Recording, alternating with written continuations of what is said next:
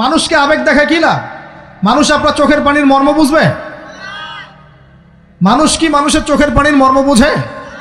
আপনার পিতা যদি মারা যায়, আমার কাছে এসে দোয়া চান কান্নাকাটি করে, আমি দোয়া করতে পারবো, কিন্তু আমি কিন্তু আপনার ফিলিংসটা বুঝতে পারবো না।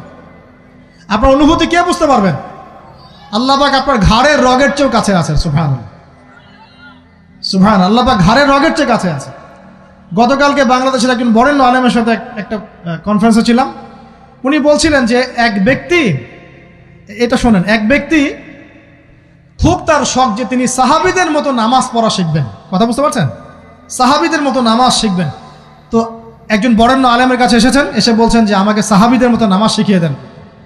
তখন সেই আলেম আরেকজন আলেমের সন্ধান দিয়েছেন, যা তুমি তার কাছে যাও, তিনি শেখাবেন।